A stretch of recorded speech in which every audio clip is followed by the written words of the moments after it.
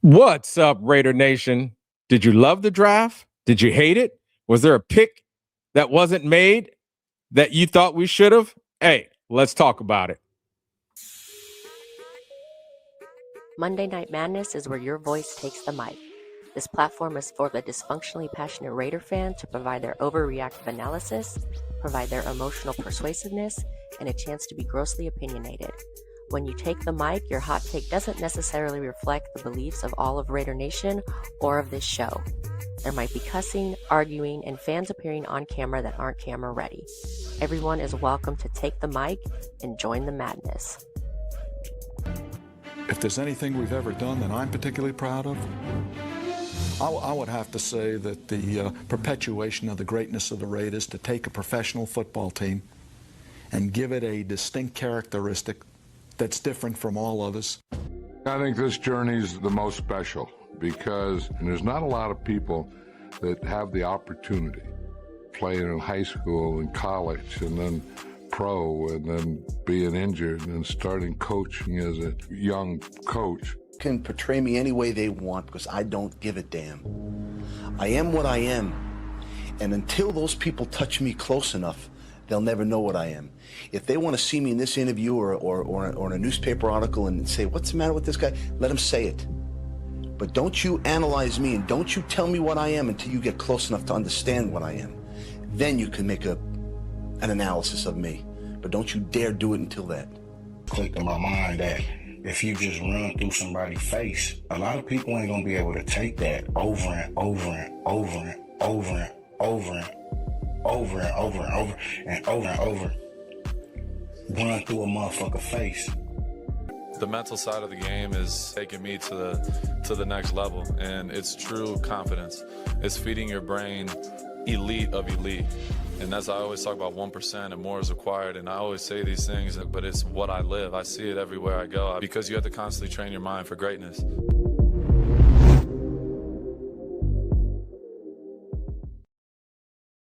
What's up, y'all? I enjoyed the draft. I think a few other people enjoyed the draft as well. Let me bring in the crew. What's up, Arthur? What's up, April? And what's up, Mother Moon? What's going on, everyone? Hello. How we doing? We're doing good. Yes, I enjoyed the draft as well. Me too. I'm gonna start watching the draft more often. I think I'm gonna have to start watching college ball more often so I can enjoy that too. Come on, you gotta do like I do. College party. Whoop whoop. I start watching around bowl season, and then once we establish our needs, I just kind of focus on those players. You know what I mean? Once like the top 200 player lists come out and things like that, that's when I zoom in because I can't keep up. I really can't. But hey, our hot takes for tonight, you guys. We're gonna talk about some highlights from the draft. We're definitely going to give our draft grades. We're going to look at our undrafted free agents. And then after all of that, discuss what needs do the Raiders have next. And of course, the drinking game for tonight is draft. Just keep on drinking. And if you don't drink, twerk, or you toke. How? All that. Well, let's just start right off, you guys. Let's just pull up just the draft. Who did we draft with our 10 picks? And then we could take a look at that and just kind of go through the flow. Because even though I don't think there was a lot of anticipation, I've been a Raider fan for a long time. And maybe there's a little PTSD. I was just like, you know what? Don't overthink it. I'm sure lots of people want to trade. I was very happy at the run-up of the draft when Spytek said, yep, we've gotten calls for the pick, but those teams know where they are. You know what I mean? Like, that was just saying, we're picking. Yeah. How about you guys? Until that name was called, until we knew that Fernando was a Raider, I don't disagree. I had to hold my breath for a second. So it was definitely, like you said, a little PTSD there. It literally, I was like freaking out, and people are like, stop freaking out. I'm like, you understand, this is the Raiders. I'm freaking out until they call that boy's name. I am freaking out. And then it was like, Okay. All right. Now we can go. Now we can move on. Well, same here. And I've been saying, and I say with everything, until that ink is dry, you just never know. But I think we all kind of really knew what was going on with the quarterback and the signing Definitely. there. So, yeah. Look, kind of Definitely. excited for that. I mean, and I'll say this about the first pick. I did not see a mock draft that did not get that one right. Right? I mean, All every the Raider experts know fans. that. Wait, hold on. I did see a few Raider fans playing around. They posted some mock drafts where they traded down and just, grabbed a bunch of picks.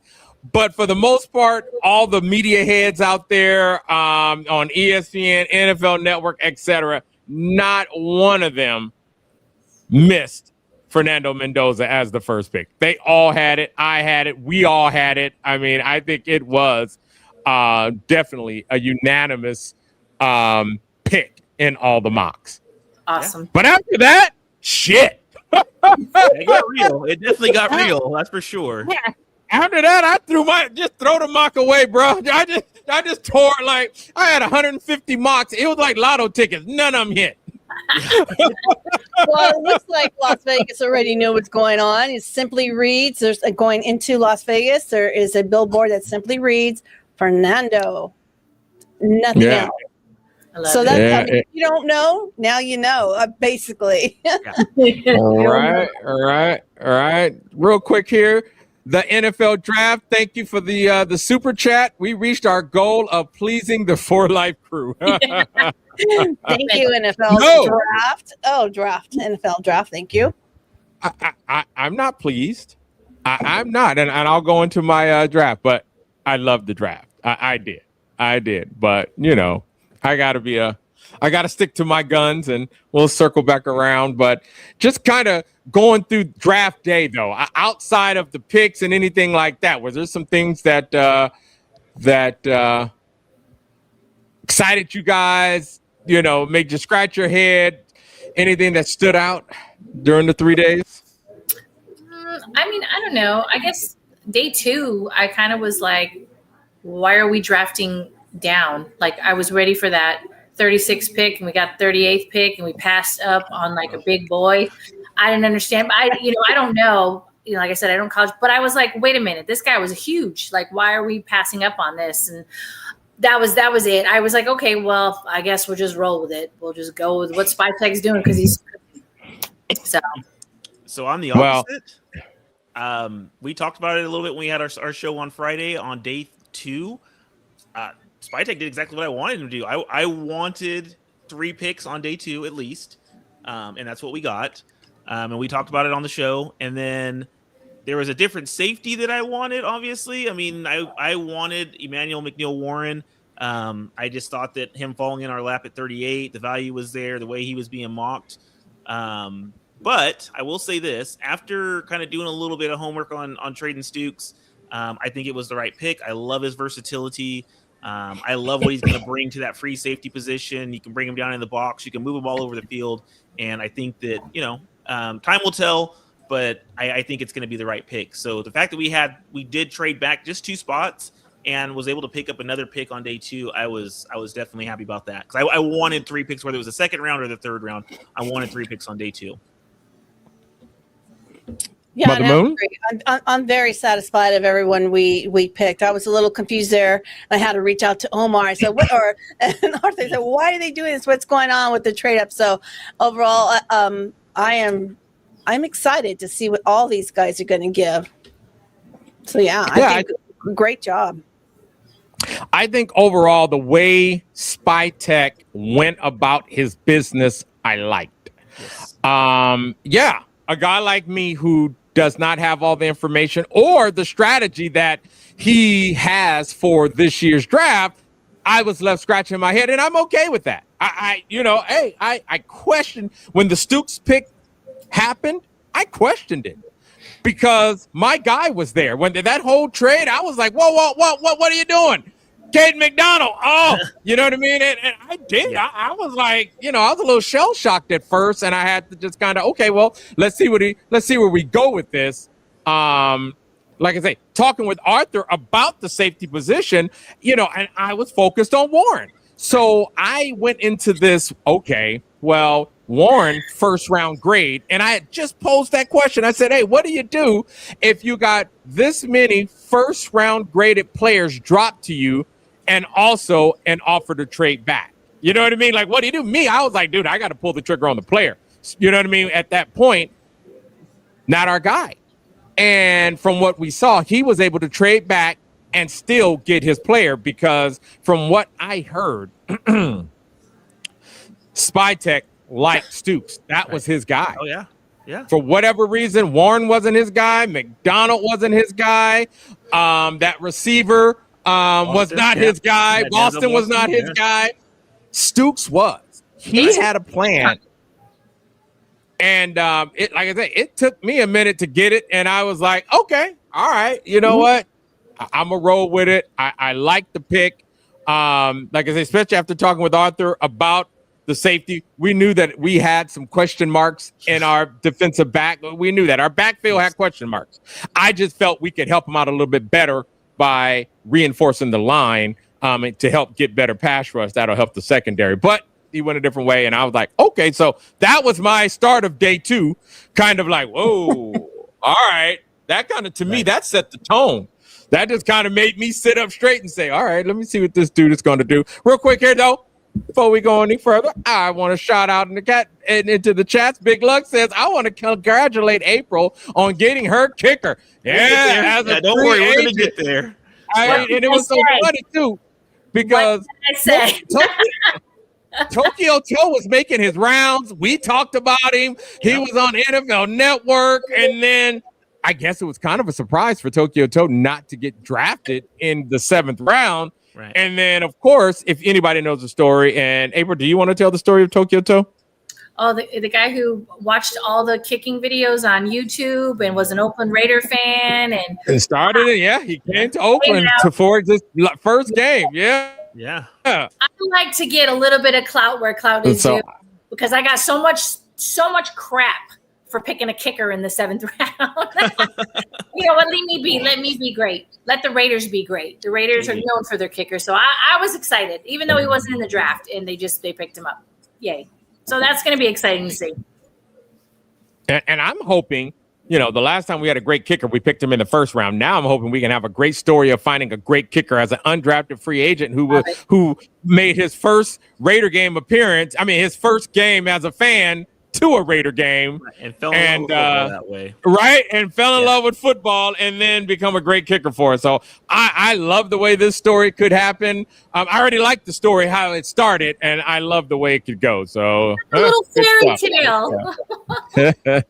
Good stuff. Let's put this back up here.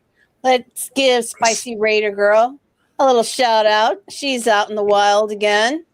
Hopefully she'll be able to join us at the end of the show. Not sure exactly, but thanks, girl. Yeah, appreciate it. Yeah. Let's go. Keep it going in the chats. Alpha Omega says, get ready to see 2 tight end sets. I guarantee Mendoza will be audibling Omar.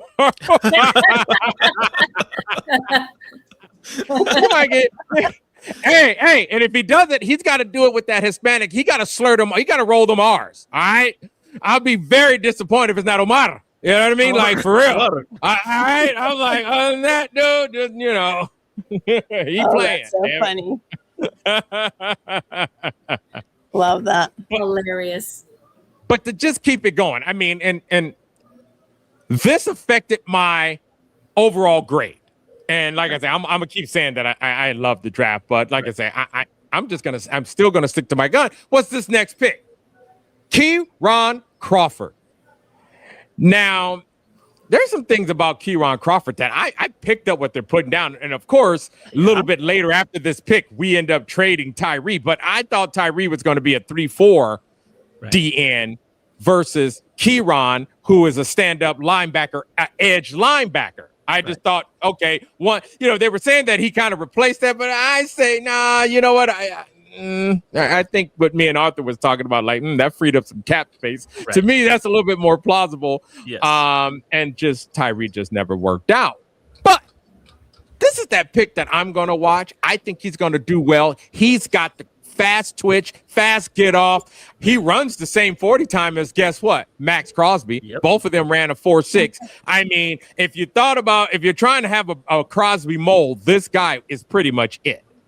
Well, and also You know what I mean? his running mate that was on the other side of the line that basically going to be like basically his Max Crosby running mate was Keldrick Falk, who went in the first round. And I've read reports that he was better than Keldrick Falk this year. And I mean, I've saw some film that definitely shows that. So Yep. We've talked about it on the show before. I know Spicy, I wish she were here because she would definitely be all in on this. She's been wanting a running mate for Max for forever. And I think now we got him one. So, you put him opposite side Max Crosby, pick your poison. Yeah, he's a little raw, but he definitely got all the tools. Yep. For sure.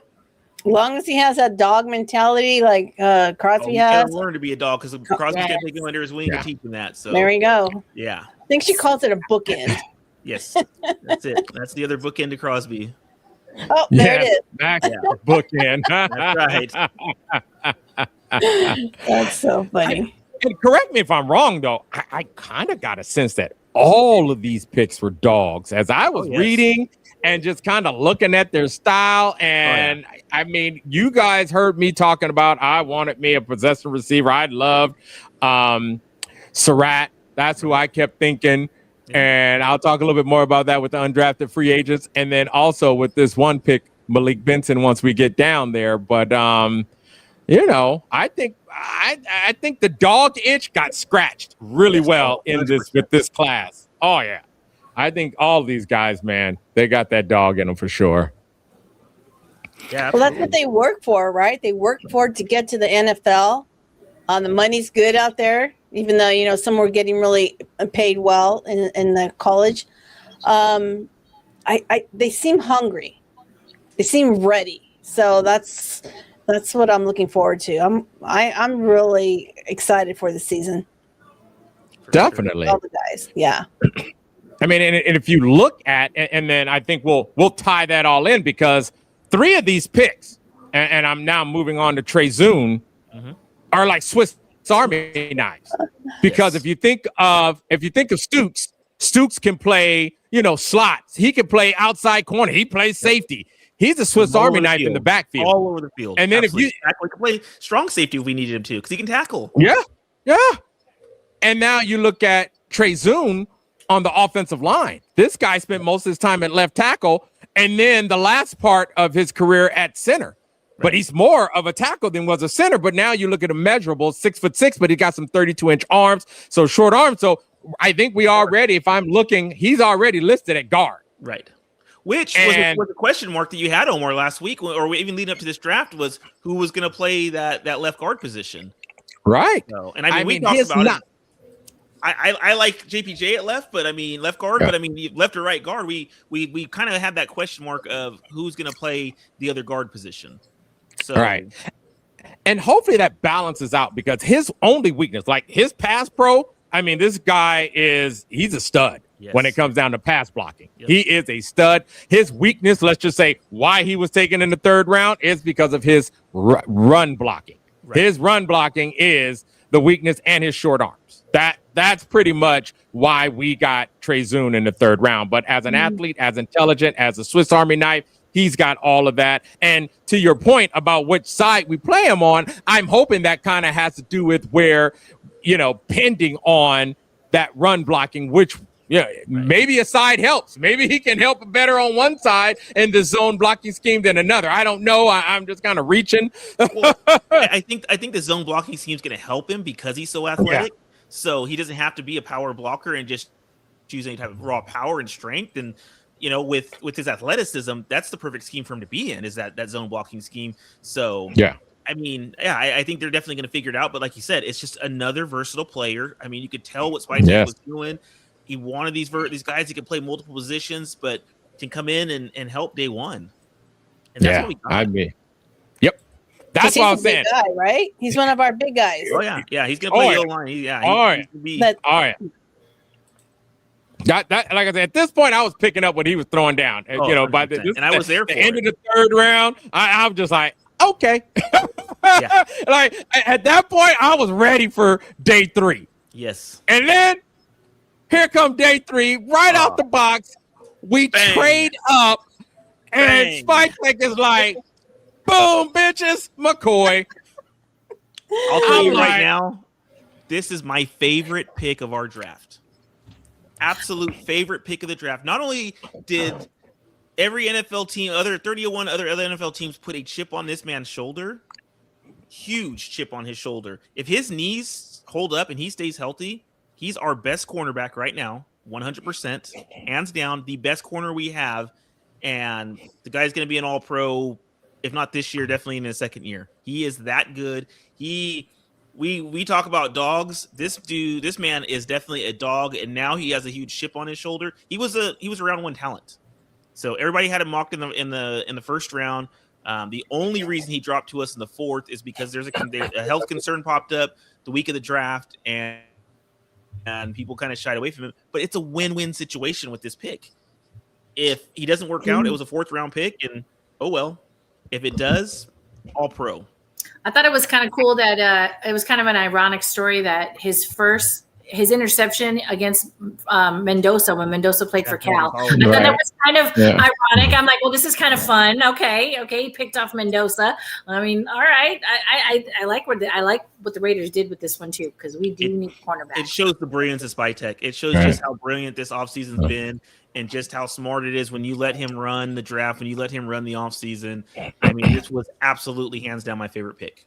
I don't know where Spytek's been. I mean, this is crazy. He's doing things like, I'm like, well, where was he last year? What was he doing? What was he not doing this last year? I mean, like, he did it. He did his thing this year. I'll give it to him. Well, when you get permission to do what you want, I love it. Right? Yeah.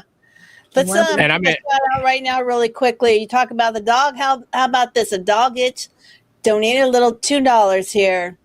I really got scratched this draft. Oh yeah. Great way to put that. Love it. Thank you. I really got that. Alpha and Omega says, please tell me Spicy didn't get snatched up, Mother Moon in Vegas. Uh-oh. She didn't make it out of the draft party, man. If anybody's seen Spicy from the draft party, she was loving these picks. But one of the things I love about McCoy is that, I mean, he was humble, dude. For a guy that slid to the 4th round, I mean, to hear him speak, and before I even talk about how he spoke, this kid on this, let's just call it, knee that could have an issue, he ran a 4.340. Yes, 4.3. Okay, his doctors say he's good to go. He says, I feel good. Yep. But at the same time, he's like, you know what? I'm gonna do whatever the Raiders ask me to do. Yes. You know what I mean? So because I don't want to go into a lot about the injury, but he has a knee plug. So after they did the ACL surgery that healed all up, they had to do a knee plug to the cartilage, and there's a 15% chance that it could flare up. Or there's an 85% chance that it could not. Let's go with that. Right. Let's go with that. There's an 85% chance that it could not. And it might be closer to 95% if you can run a 4.340 on that. I'm just thinking, and he's fine. I'm just thinking, and I'm sure they're going to watch it through training camp or whatever, you know what I mean, and keep a close eye on it. But I mean, and he fell to the 4th round. He's like, I'm blessed. You know what I mean? He still was just like, I'm blessed, positive, like I'm in the NFL. You know what I mean? And I'm going to work with the Raiders because they got my best interest. You know what I mean? Hey, they drafted me. I'm preaching. I was just like, dude, man, I'm praying for this kid's knee, dude. Just have a great career, because having that kind of attitude, going through some adversity. And if people don't understand, if he has to have a second surgery, and it's a big if. Like I said, you run a 4.340 and you're still feeling good, you're not getting some swelling and all that good stuff, that's a great sign.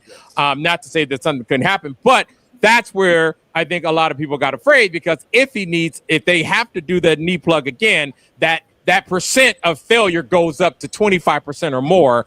And if it does fail again after a second surgery, his career would be over. Yeah. So that's the big issue. We need you to stay with us, Optimistic Omar.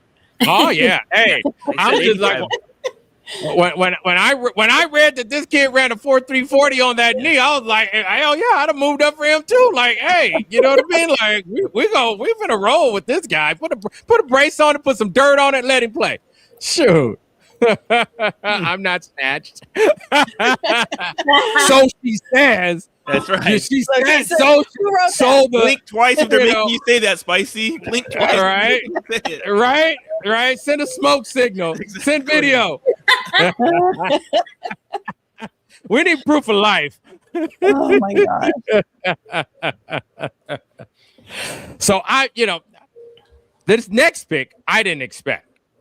You know what I mean? I had this draft all backward, and one of the guys who I had late in the round went undrafted. We got him, and I'm so happy we got him because now my imagination is just gone.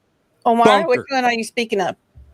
Well, I'm talking about our next pick was Mike Washington Jr., running back from Arkansas.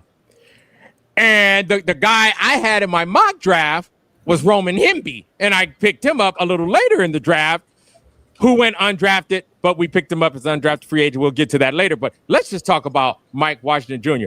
I text you guys, and I was like, I watched some highlights of this guy, and you know who he looked like? He looked like Darren McFadden without the injuries. Yep. That's what you said, yeah. So, I mean, 6'1", 220 pounds, and runs a 4.3 40. Darren McFadden was all three of those. Yep. So, and when I say my favorite picks, this is taking Fernando out of the mix. Obviously, I mean, Fernando's going to be all of our favorite picks. This is my second favorite pick of the draft, and I'll tell you the reason why you probably didn't have Mike Washington in your draft, or you didn't expect it no more, is because nobody expected him to fall to the fourth round either. He should have been gone in the third round at the very least. I mean, he should have been, if not the third running back off the board, definitely the fourth running back off the board in the third round. So this was, like I said, once again, despite, Kubiak could talk about how he wanted a running mate for Genty, and I don't even think the Raiders expected him to be there. I think there was a lot of shocks, like, oh my goodness, what's he still doing there? We got to snatch this guy moved up again. Yeah. We moved up again. 100%. Yeah, we moved up again to get him. Yeah, we would go get him. So, I mean, I think day 3 for me just really sealed it. I mean, after seeing these first 6 picks, I was just so blown away that how great of a job Spytek did. Like I said, the moving up, the moving down, grabbing players at value. I mean, this is pick 122. That's a steal for him. So, I mean, I saw him mocked as high as like the 60s. So, this is another great pick. I was super excited. I mean, my head was still spinning from the McCoy pick, and then all of a sudden we go get Mike Washington Jr. and I just lost it. I mean, I'm just sitting there going, "Oh my goodness!" And it was, I mean, I couldn't keep it in. It was just laughing, going, "Man, Spytek just absolutely is cooking this entire offseason." I mean, I don't want to hype things up, but I was like, and maybe I did hype it. Okay, I'm about to hype this shit up. We ain't had this good of a backfield since you know what, Bo Jackson and Marcus Allen. I'm gonna say it. I'm just gonna say it because I'll be bullshitting if I didn't say it, because that's how I feel right now. Like, oh shit, and I'm including Hemby in this. Yeah. I'm including Hemby in this. Yeah. I mean, this is absolutely Darren McFadden without the miles. Because if you guys remember, Darren Fatton, I mean, his last season in Arkansas, he had like 1,800 yards. Mm-hmm. But by the time he left Arkansas, he had I think, a knee surgery, and I think he had another small procedure. But, this kid clean, nothing. Yep. You know what I mean? He only did 1,000 yards, and he bounced around before. Arkansas was his last stop. But I think, to my point, is that we've only scratched the surface of his potential. Mm-hmm. And he's you know what I mean? Fit for a zone blocking scheme, because he is basically one cut and go. And that's what you're going to want in a zone blocking scheme, is a guy that basically is going to hit that one cut, find that hole, whether it's left or right, and then it's all downhill and you just go. And it's a pile of smoke after that. So, like I said, this was, and I, when it happened, I just was like, I texted it out, saying, hey, this is my absolute second favorite pick of the draft. Right behind McCoy. Spytek is absolutely doing his thing and killing it. Yeah. I mean, he's fresh. Yeah, absolutely. He's fresh. Yeah.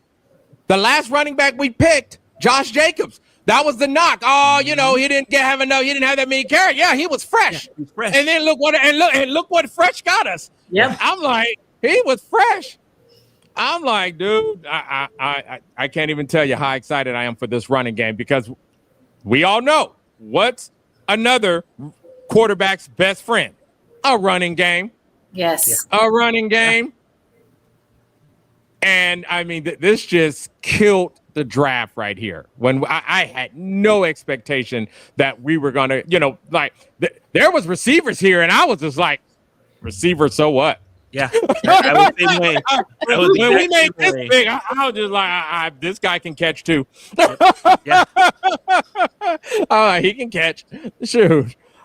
But yeah, very, very excited. And then moving to our next pick, we picked another safety, and I looked at this kid's stats. And if you look at his stats and you look at Stuke's stats, they're so damn similar. They both had 4 interceptions. I think they both had 1 sack. I was just like, I mean, that's got to be awesome to your college teammate get drafted to the same team. And I think whatever they were doing in Arizona, creating Swiss Army knife defensive backs, because same thing. He's played corner. He's played slot. I mean, you can move this guy all around. He's a ball hawk. I mean, as a safety, of course, because he's 5'11", that's his knock. And they're why we got him where we got him. You know what I mean? Yep. But not afraid to hit for his size. Not afraid if of it's contact in at all. front of him, here we go. If it's in front of him, if the ball is coming in front of him, this guy is, like you could put him in single high safety and he's cleaning up, he's killing it. Yes. You know what I mean? I mean, his big thing is if he's got to, guard one of these big tight ends, or of course to crack back, you know what I mean, with some of these bigger receivers and things. But he'll have his head on a swivel. I believe we'll put him in the right place. But think about the safety situation from the Carroll regime. He was going to go big, tall. You had to be big, tall, height, weight, speed kind of deal. Where now we got guys high IQ, versatility, ball hawks. A little bit different there, guys. Little bit different there. You know what I mean? So that's why I say I was picking up what Spytek was going down. I joked to you guys when I texted you guys. I'm like, yeah, you like fuck these DTs. They can't rush the passer. I'm like, this whole draft was all about, hey, we want to take away the pass. That was it. Like, you know what I'm saying? Like that's what I've been beating the table about it for months on the show that we needed a ball hawking safety. It's Spytek, bless his heart, went out and got me 2 of them. So I'm here for it. Right. Let's see here. Alpha Omega says, sorry, I missed this. What did you say? Washington Jr. is going to ball out. Don't believe me? Just watch. Hey, I believe you, bro. Oh, yeah. I believe you. What we got here? Spicy back there. Thanks for all the super chats, Hobo Raider. Yeah, thanks, boss man. For real. We always appreciate you, dude. And speaking of which, pop on. We got somebody in the back. So I'm going to stop right here because we got somebody in the back that wants to jump in here. So actually, you know what? Let me make it through the chats and then I'll come back in here real quick. I'm just going to run through the chats really quick here. Johnny Hayes says, loving this praying. Always go Raiders, and thank you all. I believe Raider Nation's praying always. All righty. Alpha Omega, back to you. Wish we drafted O-lineman Jennings Dunker. All right. Mullet man, that would have been cool, along with Trey Zoon. I think we all have some kind of wish about the trenches, because I still wish for, I'm still dreaming of McDonald, but I get it. Let's see here. Alpha Omega said Brandon Cleveland is going to be nasty coming off the D line. Perfect replacement for the kissing fool with the broken foot. However, just to answer that though, he's a little light, dude. I mean, for the nose tackle, he's a little light. I do think looking at this. And there is something, and I wonder, should I just, I'm going to pull that up just a little bit later, but there is evidence, in my opinion, with who we have on the team that we're going to see it. We have to see a lot of 4-3 looks. We got to. Right. I mean, JJ Pegues is the nose tackle, and then Martin, who hasn't made it to a starting lineup between 2 or 3 teams. Maybe those are the only Hemingway two guys also. size wise. But Hemingway is more of a, he's under 300 pounds. Right. Hey, I agree. I but- like what he showed us, but I still see him as in a 3-4. I see him as a DN, as a 3-4 DN. You know what I mean? Like Laulu and the rest of these guys, pretty much. I don't see, that nose tackle short of JJ. So I'm just assuming that, okay, we might go into nose tackle and we're going to have to use some of these lighter guys. Maybe they're going to surprise us and play big. Hey, it could happen. Yeah, but I absolutely. do think we'll still see a lot of 4-3 looks too as well. But we'll see. We will see. Well see. All righty. Let's see. Did I miss anybody else from the chat? Hobo Raider says none of those were me. He's denying it. It wasn't me. All righty. Let's bring out the man. What's up, my brother? How are you? Hey, what's going on, fellas? Salute to y'all. And I just wanted to tell you, John Spytek, you did a hell of a job right now, because not only we drafted a quarterback, but also you made a great job drafting all those offense coming up there, because one is very quiet, but there's interesting. I like they trade, and of course they pick Karen Crawford. They might be the flew under the radar, but they might be like the sneakiest surprise ever on the draft, because first and foremost, he's a versatile edge rusher, fits their shift to a new defensive scheme, seems like a more future piece that immediately impact, because he could be the long-term roster building over quick fixes, because it's been like a heavy investment in secondary, which is a day 3, because they just wanted to keep stacking defensive back late and the draft, almost like targeted rebuild of the secondary.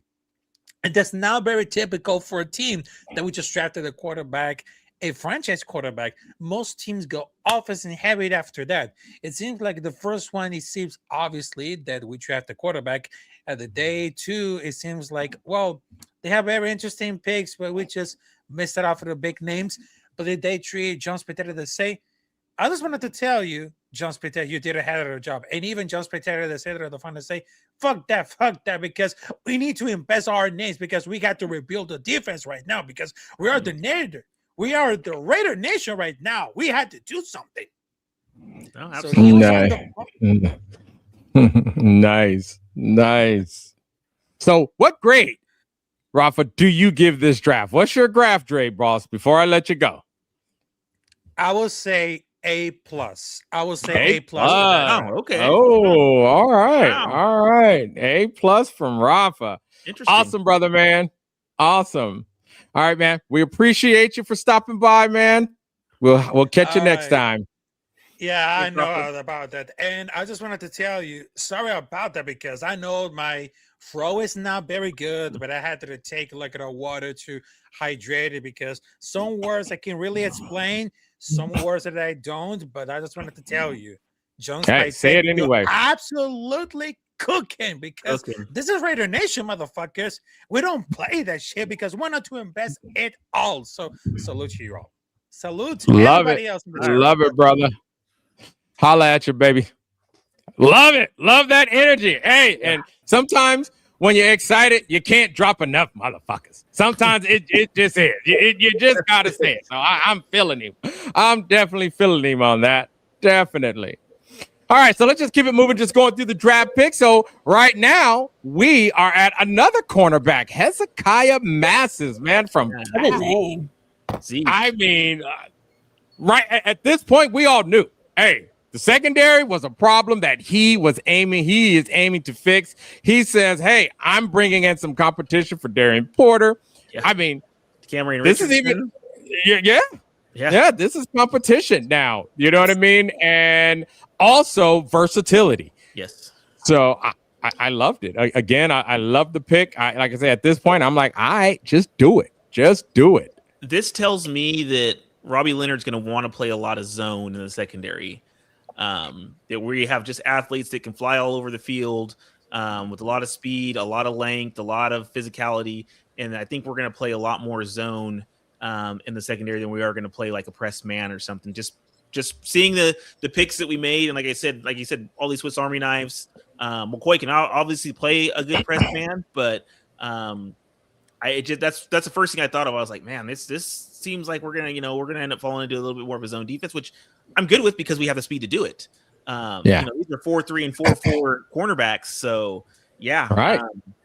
And pick your poison, nickel or big nickel. Right. You know what I mean? Which one? Because now you can go 3 safeties, or you go 3 cornerbacks. You know what I mean? Because I mean, we brought in a solid nickel cornerback, and like I say, these 2 versatile safeties. Oh man, you know what I mean? Like what he can do with that is going to be fun to watch. That is going to be fun to watch. Huge for Chin and Palomar, because they both can play that free safety role now and play in their natural position, especially Palomar, because Palomar playing that free safety, and now he can actually move to a strong safety. We can bring him down in the box. We can bring Jeremy Chin down in the box. You know what I mean? Because you have Stukes back there that can cover the field. So it's going to be real interesting to watch this secondary now. It's like I said, I can't wait to watch the secondary, because I have been complaining about the secondary since 2015. Yeah. So please, I really do hope that we do something in the secondary, because I wasn't sure about these picks. I was like, oh, we didn't get anybody really in the offense except for that guard. Like, what are we doing? Boy can shut down his side of the field. He can be like Nnamdi Asomugha was back in the day, where you just, I got this side of the field. You guys don't worry about it. Everybody else figure it out on the other side. So that's what McCoy can be. And then, like I said, with Stukes, with Johnson, with Massey, I mean, you just have guys that, like I said, you know, we already have Stokes and we already have Tyron Johnson. I mean, the way that we already have people that can fly all over the field, you're bringing Chin down in the box, you're bringing Palomar. I mean, you can just do so many different things in the secondary and show so many different looks that it's going to be. That's what I was going to say. The being able to disguise the coverage until the exact last minute, because how multifaceted those 2 safeties are, that is going to be the one thing now that we have not seen, is that almost until that ball snapped, we can pretty much keep a quarterback kind of clueless on the coverage back there. 100%. You know what I mean? So that is, hey, like I say, once I saw what he was putting down, I was good. Yeah. R-rated story. Take the mic and join the madness, y'all. Yeah, somebody come on up here and talk, man. I mean, me and Arthur talked so much, you know, over the last few days. Shoot, I'm parched. You guys are excited. I love it. I love listening to you. So yeah, definitely. Now for me, I got to go back. And I'm going to pick on Crawford just a little bit, because that was that pick. I kept, you know, I'm like, man, that could have been a defensive tackle. That could have been a wide receiver, because in my mind, I look at, you know, edge, and I'm just thinking, okay, we're better off at edge than we are at, you know, at the type of receiver. Remember, I said a long time ago, we weren't taking a receiver high. Right. I mean, don't get me wrong. Look, you asked me last week when I saw that, you know, that mock draft that had Boston falling, and then Friday when he fell, I'm sitting there like, oh shit. Well, you know, here we go. I was saying, hey, I don't care what I said. If you pull the trigger, I'm not gonna be mad. But okay, we didn't, and then we wait until the 6th round, and we grab Malik Benson. And I'm thinking, man, all right, we got this kid. You know, I don't know too much about Malik Benson. And then one of his characteristics just jumped out for me. One of the things they called this kid is one of my favorite words: tough. Tough. Yeah. Fearless across the middle. Dude's got ice in his veins. And okay, he also runs a 4.3. Right. So now we got another fast guy, but this kid can catch. He's got a great, he's got a above average, as they would say, catch radius, which means he can go up and get some balls. He's 6 foot and some change. But I was like, okay, because that makes you a pretty doggone good possession receiver if we can trust you to make that difficult catch, especially in the flats. You know, that's a lot of times where your hot reads are going, you know. And then if you guys have read about this kid, he had 6 touchdowns. 5 of them were for 40 plus yards. Absolutely. Yeah. So talking about making something out of nothing, where a check down can end up going to the house. So I was like, I'm not mad. Yeah, I'd be already in a ball of smoke. I'm here for it. Let's go. So I was good with this. I was like, okay. And I think it does say, and I said this, I think when me and Hobo was talking about Besh and Thornton not really getting a chance at what was put out there on the field last season. Right. And then also we brought in Naylor. I saw some highlights of that kid and I was impressed. I didn't really, look at him too much. So I'm okay with the wide receiver. You know what I mean? Without the high pick. I was okay even before the draft. Yeah, I wanted my possession guy, Surratt, whatever. I was good. You guys? Sorry, I was long-winded. No, I like the pick once again. I agree. I thought it was a little late to address receiver, but I think it's another one of those things where one, there was a lot of value in some of the picks that we could have taken a receiver at. I think I agree. If we had to make one hard decision, it would be the Crawford pick is where I probably would have addressed receiver versus Crawford. But once again, I'm not mad at the Crawford pick. Right. I think the Zune, the McCoy, and the Washington picks were all spot on. They were all, I just absolutely are in love with. And then by the 5th round, now you're just kind of drafting for value. So I do like the Malik Benson pick. I think that he could, in Kubiak's offense, he could do a lot of really good things. I mean, I'm definitely digging it, but I agree that we could have addressed receiver a lot sooner than we did. Yeah. Mid-round. You know what I mean? Like I say, I knew we weren't going to go high. In my mind, I was like, next year. Maybe next year, if that receiver class is deep, maybe next year, because I felt we're going to give these guys a little bit a chance. And I still think that Malik Benson also, he'll be a great returner.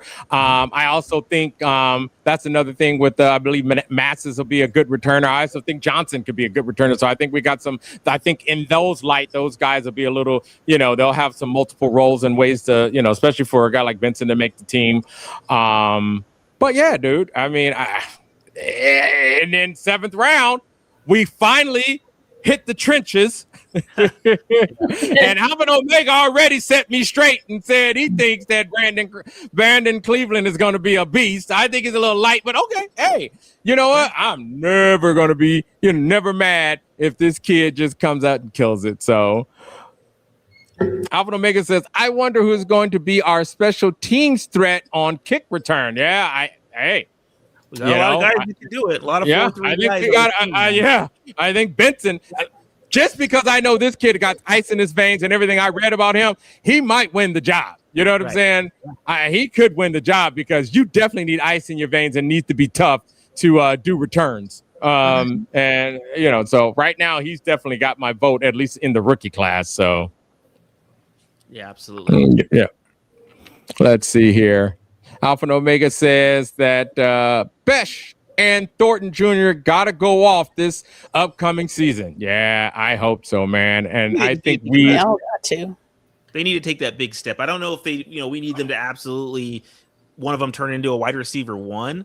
I just think that obviously we talked about it. I don't want to keep beating that horse. They were undercoached their rookie season. So I think that they actually need to take a step this year, showing that, obviously Besh was a 2nd round pick. Thornton was a 3rd, I believe. And that we need to show that, hey, that you're worth where you were drafted at. So, because I don't think we utilized them very well last year. No, and we didn't. Maybe that's why we waited until this round to pick that wide receiver, because we do have a couple still rookie wide receivers out here. No, I totally agree. But obviously hindsight's 2020, and you start looking at Jack Besh versus Luther Burden. We could have had Luther Burden, and instead we went with Besh. Okay, well, show why you got drafted ahead of Luther Burden, who has shown in his rookie season that he can, took a big step in his rookie season. Right. I'll defend Besh a little bit. Yeah, go ahead. I'll just say, because Burden played on a better team. He did. 100%. The Bears were way better than us last season. On off, let's just say even just on offense. So I'll give him a little. And that's my point, is that he needs, now that we have the coaching, we have the offensive scheme, we have competent quarterback. He needs to take a step and show us that, okay, look, last year was just poorly coached. It was poorly schemed. It was poorly coached. It was what it was. So now that I'm in a good scheme, I'm being coached the right way. Everything's in a good position. Show me that you're worth that 2nd round grade. Yep. All righty, you guys. So quick one around the wheel, or not so quick. I would love to hear you guys' overall draft grade. Who wants to go first? Well, I'll go first because, like I text you guys, we were going back and forth. We were asking.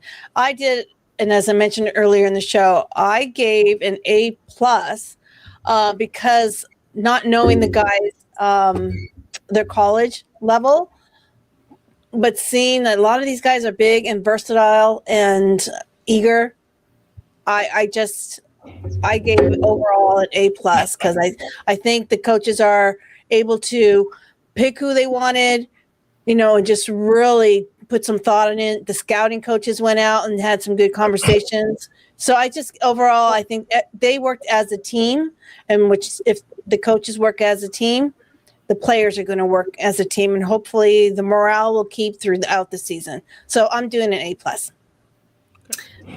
Awesome. I'll go next. Minus if you take out Mendoza, because we all know that was the guy to go after. If you take out Mendoza, and solely based on, because I do not know a lot of these players, solely based on the positions that we chose, I'm gonna be the run the litter again. I'm gonna give him a B plus. I'm not gonna give him I'm gonna give him a B plus because I think we missed the mark on a couple of those picks. But I'm in general happy, and I can't wait to see what we do with these people. But I'll give it a B plus. Period. All righty. So I'm pretty close to. I'm kind of in the same boat as you, April. I gave them an A minus. I gave them basically a 90%. So right at that cusp of B plus, A minus. I agree. I think that there were needs that needed to be addressed that we didn't. Obviously, we didn't address D tackle, which I was very big on. Obviously, before the draft, we didn't address wide receiver. But there's a lot of needs on this team, and when you have a lot of needs, and obviously, Spytek realized that there were bigger needs than even we thought that there are, and that's obviously the secondary. It's tough you can't address them all in, even in 10 picks. You're just, unless you strike gold on Malik Benson or you strike gold on Brandon Cleveland, it's hard to address all those team needs. So I gave them a 90. I think the first 8 picks can all be solid contributors, and that's why I didn't go as far down in the B plus. I think that all 8 of the first picks at this point, at some point in the season, will contribute to this team in big ways and be solid contributors to this team and help them win. Well, for me, I grade wise, I'm with you in April. I'm A minus B plus, and it solely lands on the third pick on Crawford because receiver aside, I thought I said the best way to help a new quarterback, whether he's a rookie quarterback or a veteran coming in and now first time on this team, let's just say, yes, he's worked with Kubiak before, is a good defense, a good running game. Well, we almost got it nailed, but that question in the center of this line. And I just thought that because we've got Snowden, because of Max, because Kwity Paye, because of Malcolm Kuntz, I'm thinking, hey, guess what? I can't list off that many 3-4 nose tackles. And I can't list off one that right now anybody can say they got any kind of faith in. So, and guess who was right there? Big Citrus was there at that pick. I hope Crawford kills it. I hope our defense, I hope JJ Pegues looks at me and be like, fool, you doubted me. You know what I mean? I'm hoping that what we got, and I'm going to segue to something real quick here off of my rant that I thought it made me a little bit exciting. But that's why I gave an A minus, because I just think, you know what, that third pick right there, even outside of receiver where, like I said, I figure we would do too much there. I just figure on the defense, not having a nose tackle, having a guy that came in. I understand what Spytek is putting down, and that's why you're getting this A minus, because I see that you said, hey, dude, defending the pass is extremely important, and it does help the front. It helps the front 7. Yeah. Those guys in the backfield back there, they definitely help, because if that quarterback can't find an open guy, he's got to hold the ball longer, which gives those guys up front much more time to eat. So I do get it. So A minus out of me. Love it. I think, I'm looking forward to the season. I think it's going to be really exciting. And then, y'all, And then, I hit the wrong hold on. damn We have let's just bring up a Spicy Raider girl, her score before you go on to the next. Yeah. Are we sure that's spicy? No. And she says a solid A. So I don't know. Yeah. I don't know. She's giving an A? Her score is higher than mine? Wow. All right. You know what? I guess we're gonna have to wait till next week because I gotta hear this out of her mouth. How her detailed on how she got an A. You know what I'm saying? I love it though. I love it. So, I love it. Real quick, Omar. Just be a little bit of devil's advocate on this. If the Raiders were to sign DJ Reader, and that was part of Spytek's plan, kind of going in, knowing that they were going to sign him after the draft, would you be okay with the Crawford pick? Oh, definitely.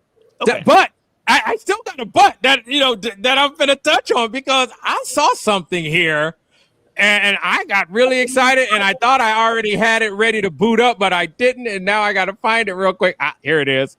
And soon as y'all see it. Who is this dressed with the defense? Who is that big old fella out there with the defense? Right? Yeah.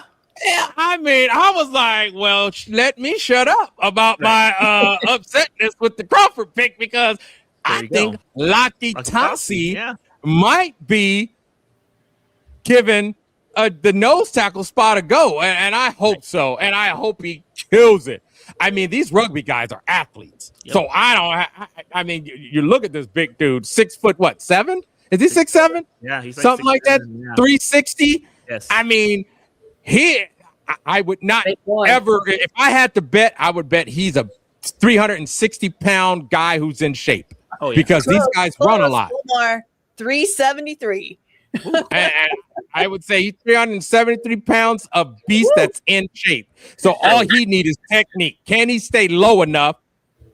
Can you keep your big ass down, bro? Hey, you know what he needs to do? Just crab walk the field. When I played, you just make him crab walk everywhere. Just crab walk so you learn how to move low. So again, I mean, taking it back to that, if Tassi is part of the plan and can actually fill that nose tackle position and play it even, at a high enough rate to stay on the field, does that justify the Crawford pick, or are we still? Damn. And like I said, to my point, I would love to pick Spytek's brain because Crawford could have had a much higher grade than Big Citrus. Like I say, I just saw Big Citrus taken after that pick, so he was available. And my mind says we need a defensive tackle. Right. Like I said, he's looking at so much more data than I am, but I gotta call it like I see it until I have more information. But I just want to be a little devil's advocate and kind of argue the other side of the coin, I agree. But seeing this, man, gives me a lot of hope because if they can get this big guy going, it's gonna be special. It will be special because we've had some good luck with some of these guys coming out of rugby, going through this international program, and I mean, there's been some good success stories, man. So let's hope we can get one. To your point, we could be a big nose tackle away from being a top 10 to 12 defense this year and a top 5 defense next year. Right. With what we did in the secondary, with what our linebackers look like, and what our front looks like. With Max and whoever's going to be his bookend, whether it's going to be Crawford or Quiddy Pay or whoever. I mean, just what we did in the draft, we could be a top 12 if these rookies come in and play the way I think they're going to. We could be a nose tackle away from being top 12, and like I said, being a top 5 next year once they actually have some time under their belt. Spicy's explaining. She says main reason for the solid A is that they clearly had a plan and executed it. I'm excited to see the pieces come together. And to Arthur's point, there are too many needs to fix it all. Yep. Yeah. All righty. It's gonna take time. We got to be patient. Like I said, but he's building it. And I mean, I still believe in last year's draft. I've said it a million times. I still believe in last year's draft. So I think he had a very good 2025 draft and an excellent 2026 draft. So it's just building. Yeah. And to that point, if you look at draft grades given by analysts, we've done pretty damn good. I think the only one I saw outside of this was the lowest I've seen, and it was only like one of them out there, and I forgot who gave it, was a B. Right. And I forgot who gave us a B plus. It was a B plus, but I think everyone thinks we've done well. I think they were picking up what Spytek was putting down. Yeah. And like the way he was moving up and down the board. You know what I mean? Like he moved down, move up. Trade down. Let's get the chat to give us what they want. I don't see anybody in the chat telling us an A plus, A, B, whatever it is. Just real quick, let's put that grade out there and we'll pop it up on the screen and let us know. Let us know. Yeah. Let's see here. Alpha and Omega says, remember, we ranked in the top 5 last season, tackle for loss with the defense we had. Got to win the turnover ratio now. Sure. We dang sure need some more turnover. And that definitely was the name of this draft. And now just to kind of keep it going on the draft, but we had some Raiders. We had some undrafted free agents. And that first one, I love. I had him on my mock draft.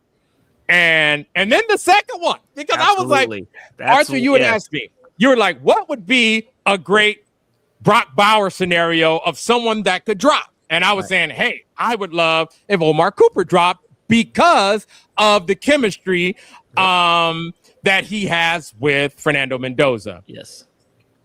So now we get Hemby. And to me, Hemby, I had him as a guy I would have drafted. No one drafted him. I don't know why. And then there's this kid who I never paid any attention to until we picked him up, EJ Williams. So on Fernando Mendoza's pro day, he threw that one of his long passes to him, and it was a dime to EJ Williams. So I mean, that's what first put him on my radar was I saw him at the pro day, and then like I said, once I found out he was going to be one of our UDFAs, I watched a little bit of film on him, and yeah, I mean, bigger body, could definitely be another possession receiver, and just somebody Fernando trusts and knows. Yeah, and I think it seems like that system and the type of players they had on Indiana, I'm going to make the assumption that this guy is going to be a hardworking, selfless, great team guy, because that just kind of seems like, mature about his business, because that seems like the kind of guys that Indiana brought in. Yeah, Kirk Cignetti, that's what he preaches. He's like another Nick Saban type of coach where you're going to show up and you're going to work. So absolutely, definitely. And then of course on this one again, Tokyo Toe is there. Pick we all love. You know what I mean? Definitely love that pick. You know what I mean? So, I mean, those are the 3 that really stand out. Of course, we'll see who kind of, separates themselves and, who may make the team. There's a couple of quarterbacks that we picked up. I don't know if they're on this list, but I did. Oh, yeah, there they go. A couple of quarterbacks that we picked up. But yeah, I was very happy about these first 2 in Tokyo Toe. That was it. When I saw about them, I was just like, okay, I'm good. And then with that though, take a look at these stats. Just kind of talking about Hemby. Oh yeah. Look at this. I mean, he had more rushing yards than Mike Washington. Yeah. Less receiving yards. But I mean, this is going to be your guy for the season, right? He's definitely a better pass blocker too. I mean, and what do we do? I mean, is Dylan Lobb's job gone? I'd say yes. I'd say yeah, because I think Laube does still give you some special teams, a little bit of special teams play, but he can't pass block like Hemby or like Roman Hemby can. So Roman Hemby's a great pass blocker. I mean, he is absolutely a great pass blocker. So to have him on the field on third downs with pretty good hands and he can pass block. I think that Laube obviously probably lost his job or might be a practice squad guy now. Yeah, I mean, this is, like I say, this could be one of the best backfields I've seen us have since the 80s. Yeah, for real. Oh, yeah. I mean, this, I'm truly excited to see what we do with that because, that's gonna be great. Yeah. Gonna be great. We got some horses at running back. Yes, we do, Alpha Omega. We do. We got some horses in the stables now, man. Yep. I love it. Yep. Lob was on special teams, but I think, like I say, I think a couple of those guys we picked up in the draft, one of the corners, that running back, I think that's the way he can make the team. We already had some other fast receivers that can play special teams on there. You know what I mean? So don't we have Bo Jackson's nephew or something like that? He's on the team. He's fast. We got a bunch of fast guys. Yep. You know, I just like Benson because he has that thing that they said about him, that toughness, that ice in his veins. This kid, you know, he'll sell out his body. So, I mean, you really want, and he's got 4.3 speed. So it's going to be exciting to see. I can't wait to start hearing what's coming out of training camp. I can't wait to, you know, if Laki Tassi makes this team as nose tackle, dude, it's going to be fun. Like I said, if these rookies come in and play the way that they should, top 12 defense this year, top 5 next year. It's gonna be fun. Growing pains and go through those growing pains. Like I said, keep McCoy healthy, and yeah, it's just going to be ridiculous.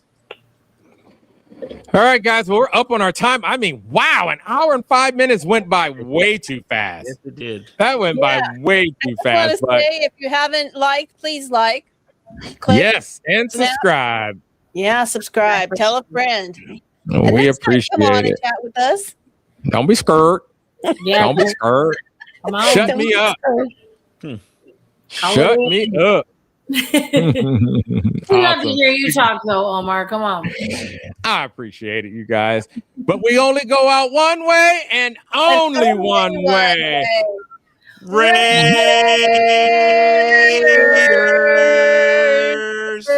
You know that's right.